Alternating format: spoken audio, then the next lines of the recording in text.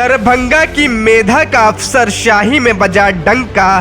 BPSC द्वारा जारी परिणामों में मिला पहला स्थान। चंद्रग्रहण से पहले अभिराम को मिली एसडीओ बनने की खुशी।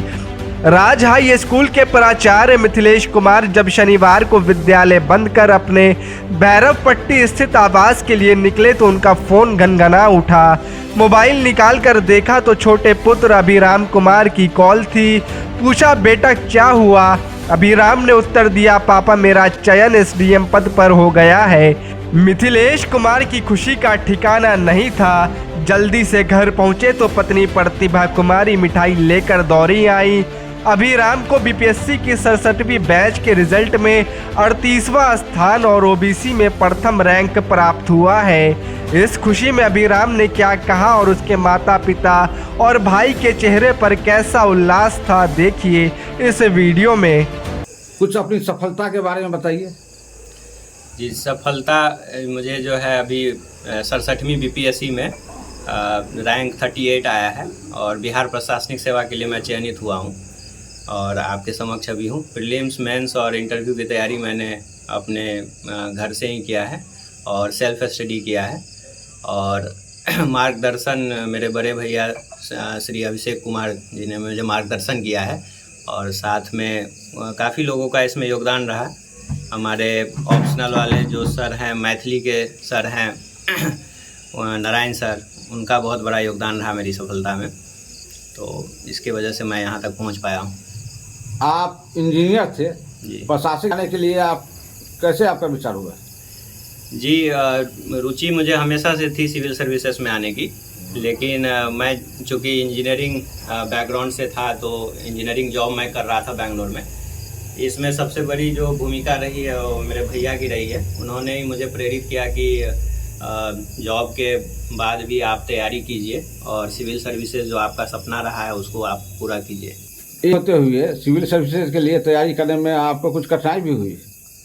जी, चूँकि मैं किसी बड़े शहर में नहीं रह रहा था और किसी संस्थान के साथ नहीं जुड़ा हुआ था, कोचिंग नहीं किया था, सेल्फ स्टडी मैंने किया है, तो थोड़ी बहुत जो नोट्स वगैरह की जो प्रॉब्लम थी वो हो रही थी। लेकिन हमारे कुछ मित्र हैं जिन्होंने मुझे काफ़ी हेल्प किया नोट्स प्रोवाइड करने में और जो भी अच्छे नोट्स और अच्छी बुक थी वो सब मुझे उपलब्ध करवाई और सही मार्गदर्शन और सही समय पे सही मार्गदर्शन की वजह से ही मैं यहाँ तक पहुँच पाया।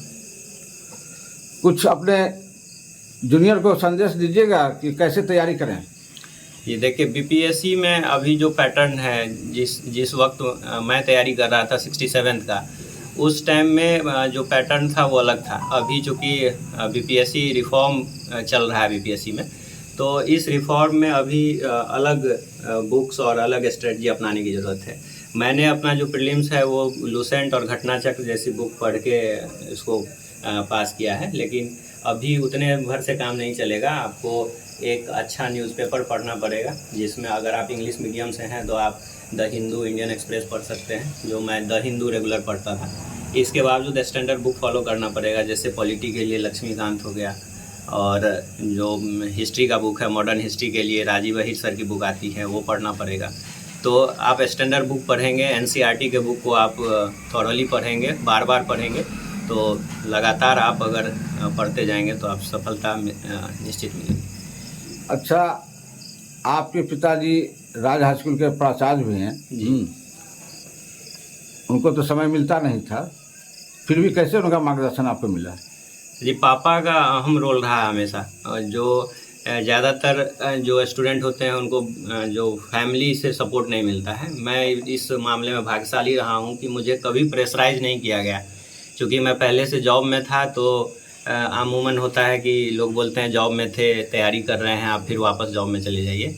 मैं शुक्रगुजार हूँ और मेरे जो फैमिली हैं उन्होंने इतना सपोर्ट किया, मुझे कभी इस चीज़ के लिए प्रेशराइज नहीं किया। खास करके मेरे पिताजी और मेरी माँ हमेशा से सपोर्ट की कि आप जिस चीज़ का तैयारी कर रहे हैं, भले देर हो रही है लेकिन आप लगे रहिए, सफलता निश्चित मिलेगी। इतनी शानदार सफलता की जब सूचना आपको मिली तो कैसा आपको लगा? बहुत खुश हो गए, बहुत अच्छा लगा, मेरा बेटा हो गया, पास हुआ। नहीं, आपकी विशेष तैयारी थी, कामना थी, आपने मेहनत की वो तो थी। सब माँ की होती है, सब माँ चाहती है जे कि मेरा बेटा भी एक उच्च शिखर पर पहुँचे। तो आप परीक्षा के दिनों में, तैयारी के दिनों में इनका कैसे सहयोग करती थी? हमेशा ये सब का सहयोग करते थे बच्चा सब का, जो जिस तरह से सबको तैयारी होना चाहिए अपना करते थे। सर बधाई हो। आपको भी, आपके चैनल को भी मेरे तरफ से बधाई। आपको सूचना मिली, कैसा आपको अनुभव महसूस हुआ उस समय? मैं विद्यालय से उस समय आ रहा था, रास्ते में मैं वहाँ था तो मुझे फ़ोन आया जो मैं पापा एसडीएम बन गया हूँ। तो मुझे बहुत खुशी हुई और मैं वहाँ से सीधे घर आया। तो आपके तो बहुत कलीग हैं, आपका बड़ा क्षेत्र है, बहुत बधाई आ रही होगी। इस अचीवमेंट पर आप क्या कहेंगे? बहुत बड़ा अचीवमेंट है। और जिस समय में जॉब कर रहा था तो उस समय में इनके बड़े भाई दिल्ली में रह रहा था। दिल्ली में वो जॉब को छोड़ा करके कहा कि तुम आ करके सिविल सर्विसेज का तैयारी करो, और दोनों भाई एक ही साथ तैयारी कर रहा था और उसी का परिणाम है जो आज ये बीपीएससी में अच्छा रैंक ला करके एसडीएम बना है। खुशी महसूस हो रही है।